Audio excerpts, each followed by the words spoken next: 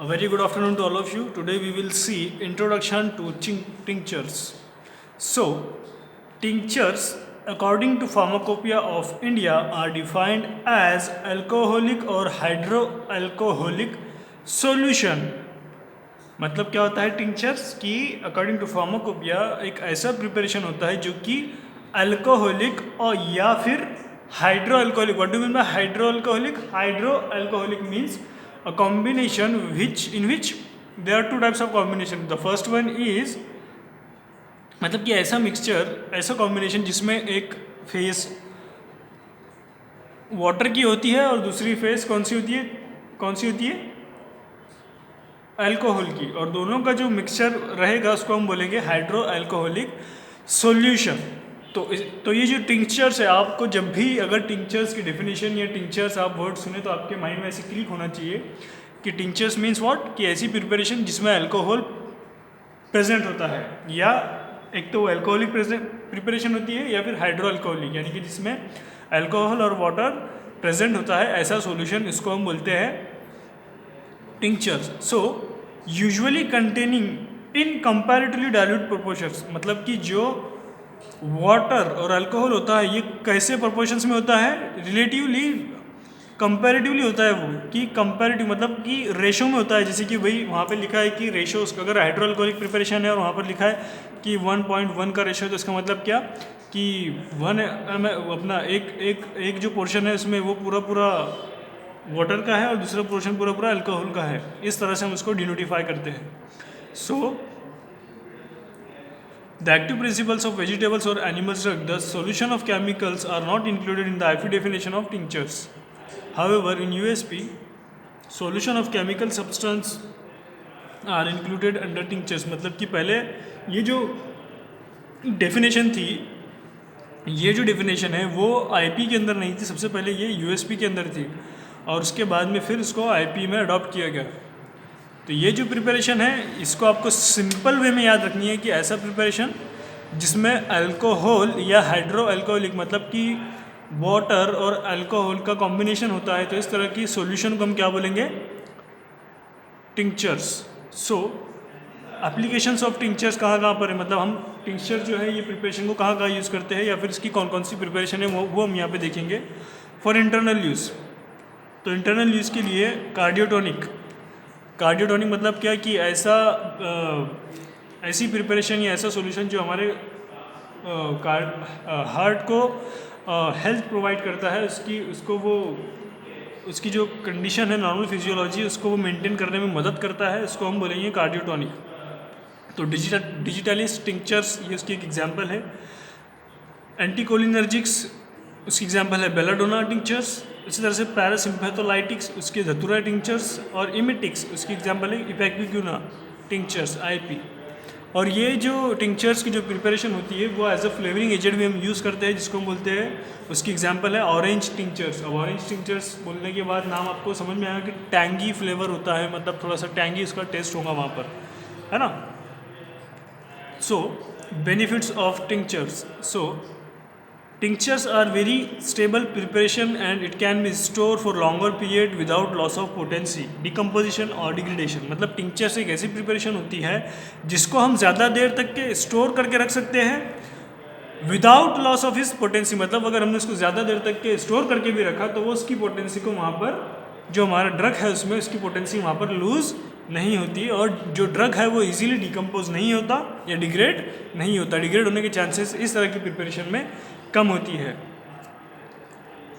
Reasons for fall in popularity of tinctures. तो reasons होता है कि भाई एक तो कि बेनिफिट्स क्या है उसका, और क्या रीज़न है जिसकी वजह से अब टिंक्चर्स बनना बंद हो गए.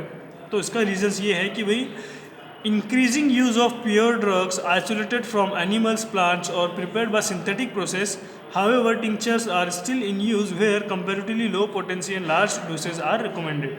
मतलब कि ये जो प्रिपरेशन थी इसमें जो है वो प्योर ड्रग यूज़ करते थे हम, isolate from animal source, either plant source और प्रिपेयर्ड बाय सिंथेटिक प्रोसेस. तो ये प्रोसेस करके हम इसमें प्योर ड्रग यूज़ करते थे डायरेक्टली आइसोलेट किया हुआ. तो इसलिए ये जो प्रिपरेशन है वो अभी ज़्यादा यूज़ करना बंद हुई है, लेकिन अभी भी वो जो प्रिपरेशन है वो यूज़ होती है।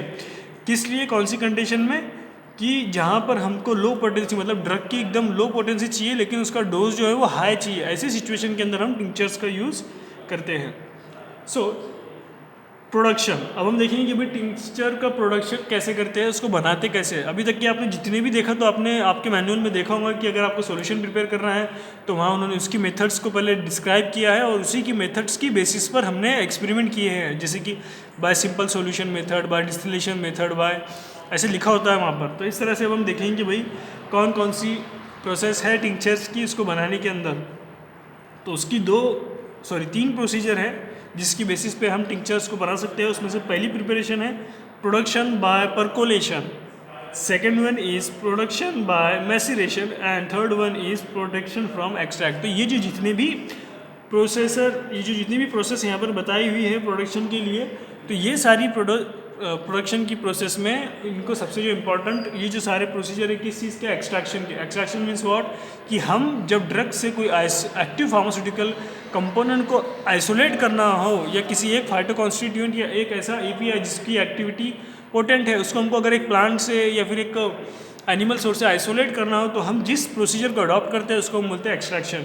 और उसमें ये जो एक्सट्रैक्शन की प्रोसेस है दो, एक है परकोलेशन, दूसरी है मैसिरेशन और तीसरी है एक्सट्रैक्ट।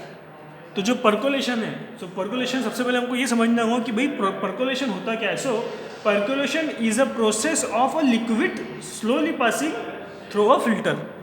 मतलब सिंपल ये एक ऐसा प्रोसीजर होता है, जैसे कि आपको ये जो डेफिनेट यहाँ पे इस तरह से ये जो उन्होंने स्ट्रक्चर बताया है, तो ये एक ऐसा इंस्ट्रूमेंट होता है कि जिसमें जो आपका अगर फॉर एग्जांपल आपको किसी प्रोडक्ट का परकोलेशन करना है तो इसका मतलब ये है कि आपको उसमें से एक्टिव फार्मास्यूटिकल इंग्रेडिएंट को आइसोलेट करना है with the help of adding solvent. मतलब हम उसमें सॉल्वेंट ऐड करके हम उसमें से क्या करते हैं, एक्टिव फार्मास्यूटिकल इंग्रेडिएंट निकालते हैं। कैसे, कि हम उसको एक फिल्टर पेपर, जो फिल्टर असेंबली होती है तो उसमें हम पहले फिल्टर पेपर रखते हैं, तो उसके बाद में ऊपर जो है हम वहाँ पर क्रूड ड्रग रखते हैं हमारा, और उसको फिर वहाँ से हम हमारा सॉल्वेंट पास करते हैं। और सॉल्वेंट पास करने की वजह से क्या होता है कि उस प्लांट में मौजूद जो एक्टिव फार्मास्यूटिकल इंग्रेडिएंट है वो हमारे सॉल्वेंट में सैचुरेट होता है और फिर वहाँ से वो आइसोलेट होकर हमको हमारे फिल्ट्रेट या फिल्टर जो लास्ट में हमको मिलता है उसमें देखने को मिलता है। तो इस तरह से ये प्रोसीजर होती है। सिंपल अगर आप देखोगे तो आप जब कॉफ़ी बनाते हो या आप जब वो ग्रीन टी या फिर जो लिप्टन ग्रीन टी वगैरह आप अगर उसकी ऐड वगैरह देखते हो तो उसमें बताते हैं कि वो जो पाउच होता है उसको उसमें गर्म पानी में डिप करते हैं, तो उससे उसमें क्या होता है फिर वो जो एक्टिव कॉफ़ी के अंदर या फिर वो जो टी पाउडर होता है उसमें से जो भी एक्टिव कॉन्स्टिट्यूएंट होते हैं वो निकल कर सॉल्वेंट में यानी कि वाटर में चले जाते हैं और फिर हम उसको बाहर फेंक देते। तो इस तरह से ये मेथड होती है कि हमको सिंपल कि हम या फिर एक ऐसी प्रोसीजर जब हम वाटर को जब हम चाय बनाते हैं तो फिर हम जब उसको फ़िल्टर करते हैं तो जिस तरह से हमारे वाटर के साथ या फिर मिल्क के साथ में जो चाय के अंदर का जो एक्टिव फार्मास्यूटिकल इंग्रेडिएंट या एक्टिव कॉन्स्टिट्यूएंट होता है वो निकल कर चाय में आता है और जो हमारा पाउडर है वो ऊपर ही रह जाता है। तो इस तरह से वो जो प्रोसेस होती है उसको हम परकोलेशन का प्रोसेस बोलते हैं। So if necessary reduce the matter to be extracted to pieces of suitable size. तो देखो उन्होंने क्या बोला है कि जब भी देखो तो इसी तरह से हम फॉर एग्जांपल चाय की एग्जांपल लेंगे हम, अगर हमको चाय पाउडर से चाय बनानी है तो डायरेक्टली हम उसकी जो उसके लीव्स होते हैं उसको हम यूज़ नहीं करते। उसको पहले हमको क्या करना होता है, उसको हमको स्मॉल पीसेस के अंदर उसको हम पहले कट करते हैं या फिर उसको स्मॉल पीसेस में पहले हमको पाउडर देखने को मिलती है। पहले वो जो लीफ होते हैं उसको डायरेक्टली हम सुखाकर उसकी चाय नहीं बनाते, उसको इसके लिए पहले हमको क्या करना ज़रूरी है, उसका पाउडर। क्यों, क्योंकि जितनी पाउडर उसकी हम जितना उसको क्रश करेंगे उतना ज़्यादा हमको चांसेस रहेंगे कि हमारा प्रोडक्ट वहाँ से आइसोलेट हो।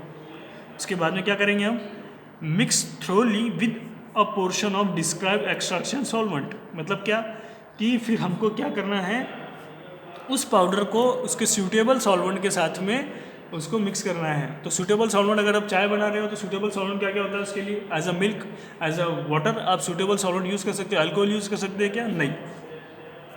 तो इस तरह से जो उसका सूटेबल सॉल्वेंट है वो हम यहाँ पे यूज़ करते हैं। उसके बाद में उसको एक अप्रोप्रिएट टाइम के लिए स्टैंड करके रखते हैं, मतलब ऐसे इस तरह से इस प्रोपोर्शन में उसको स्टैंड करके रखते हैं। उसके बाद में transfer to a percolator and allow the percolate to flow slowly, making sure that the matter to be extracted is always covered with the remain extraction solvent. मतलब कि क्या कि जो हमने पहले जो पाउडर लिया उसको हमने पाउडर किया, उसके बाद में हमने उसको जो भी उसका सुटेबल सॉल्वेंट है, फॉर एग्जांपल यहाँ पे हम अल्कोहल की लेते हैं, अल्कोहल ऐड करके हम उसको थोड़ी देर के लिए स्टैंड करके रखेंगे, फिर उसको उठा के हम फिल्टर करेंगे, और फिल्टर होने के बाद में इस तरह से करना है हमको कि हर वो जो पाउडर है वो पूरी तरह से सॉल्वेंट में डिप हो, और फिर वहाँ से इसको हम आइसोलेट करेंगे. The residue may be pressed out and the express fluid combined with the percolate.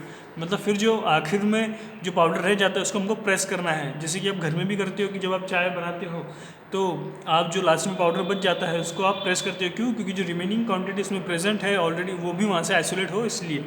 So production by maceration. अब मैसिरेशन के आपने देखा यहाँ पे क्या है, परकोलेशन. तो परकोलेशन में हम क्या करते हैं, सिंपली उसको हमको फिल्टर करना होता है, लेकिन ये जो प्रोसेस होता है मैसिरेशन, ये सिमिलर प्रोसेस है, बस थोड़ा सा डिफरेंस है. इसमें क्या होता है, मैसिरेशन मीन्स व्हाट?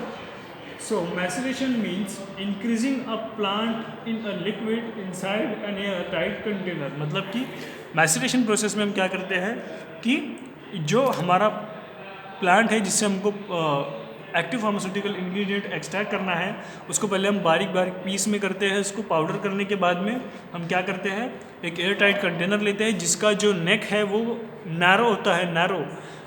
इस तरह से कंटेनर लेते हैं हम, फिर उसमें हम हमारा सॉल्वेंट ऐड कर, उसमें पहले हम हमारा एक्सट्रैक्ट जो पाउडर हमने किया है वो ऐड करते हैं, फिर उसके बाद में हम हमारा उसमें सॉल्वेंट ऐड करते हैं. सॉल्वेंट ऐड करने के बाद हम उसका ढक्कन पूरी तरीके से टाइट क्लोज करके उसको वहाँ पर हम उसके प्रिस्क्राइब टाइम के लिए या उसके डिज़ायर्ड टाइम के लिए वहाँ पर उसको हम रख देते हैं. फिर उसको उस रिक्वायर्ड टाइम जो उसका हो जाता है उसके बाद में फिर हम उसको क्या करते हैं, उसको फिल्टर कर लेते हैं. तो इस तरह की जो प्रोसेस होती है उसको हम बोलते हैं मैसिरेशन. सो इसी तरह से production from extract. So in that the tincture is prepared by dissolving and diluting in extract using alcohol of appropriate concentration.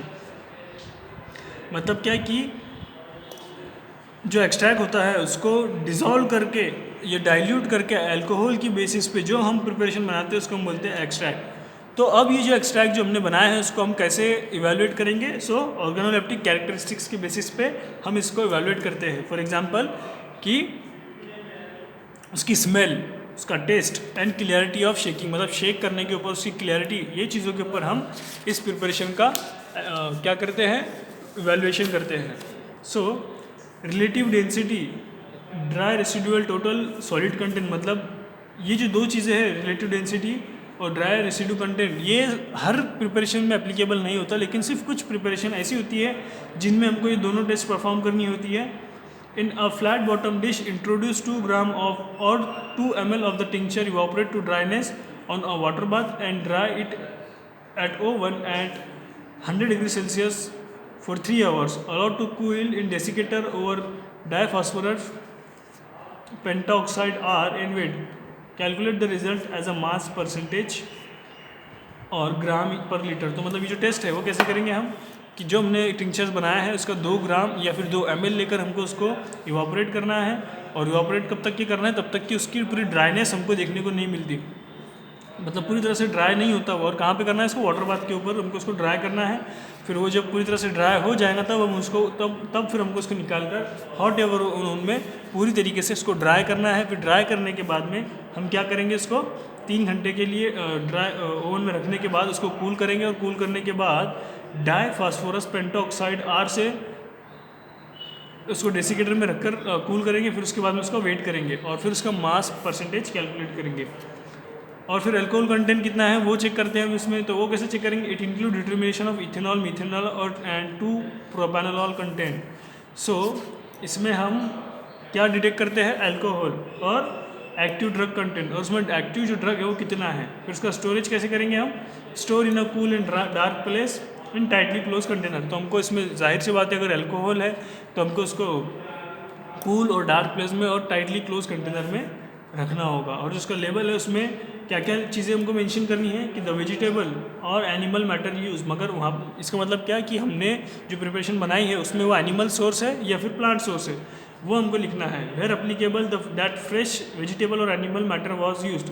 हमको ज़्यादातर जब हम प्रिपरेशन बनाएंगे तो हमको फ्रेश जो है वो प्रोडक्ट ही लेना है, either it is animal part or either it is a vegetative part.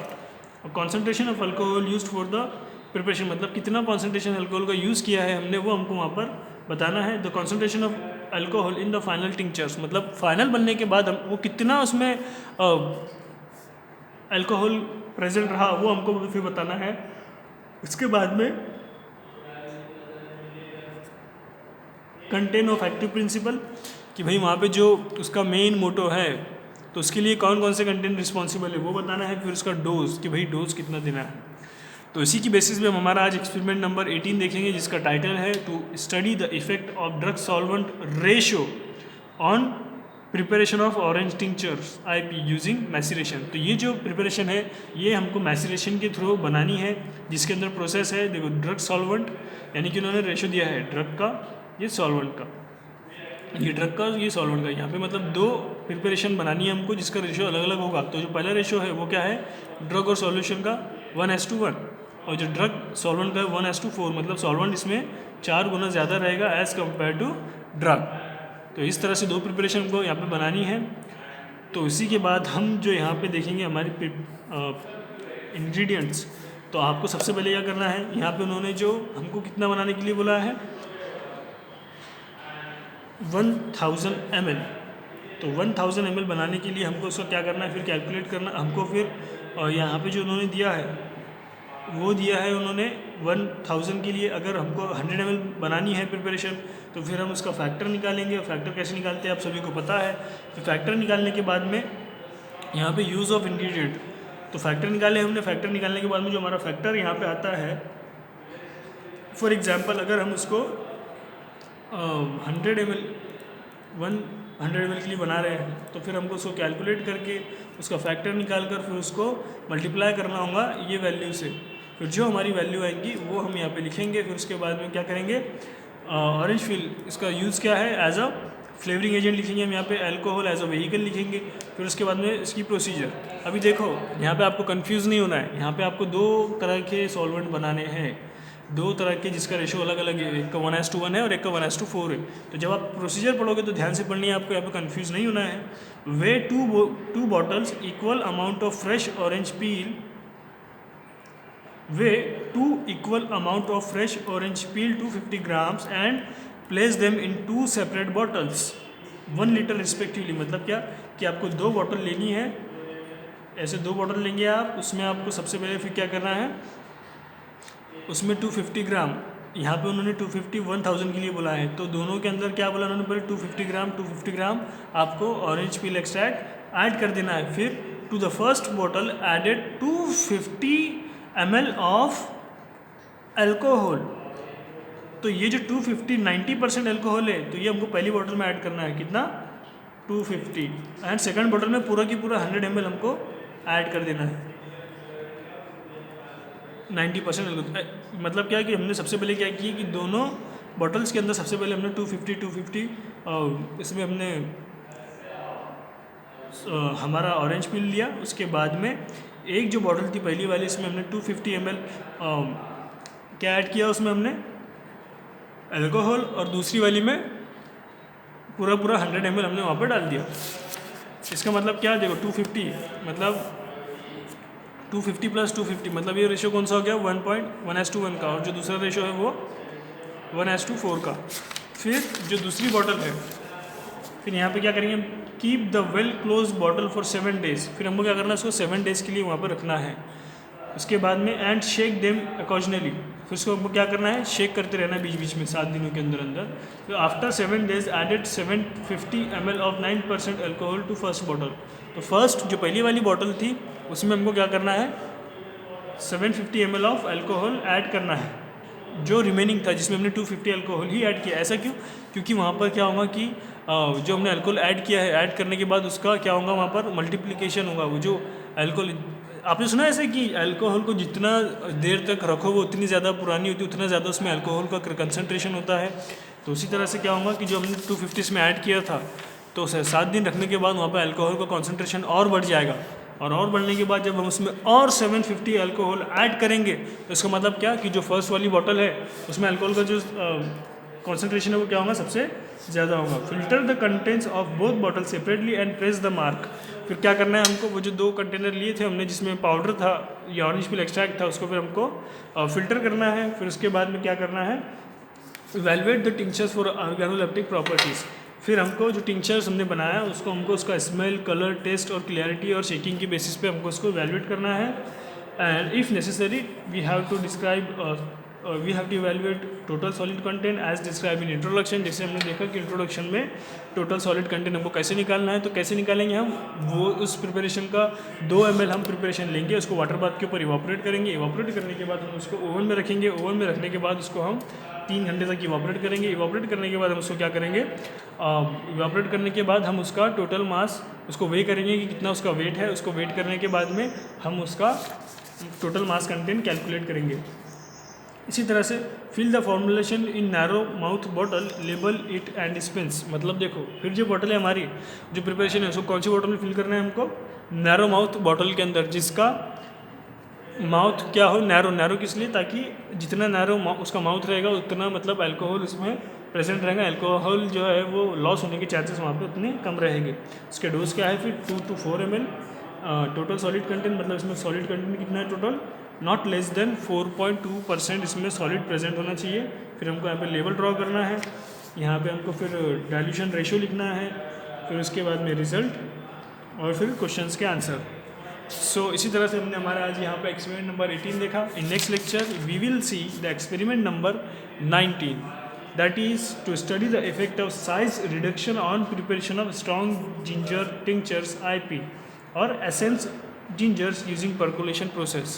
So we will discuss it in next experiment. Thank you.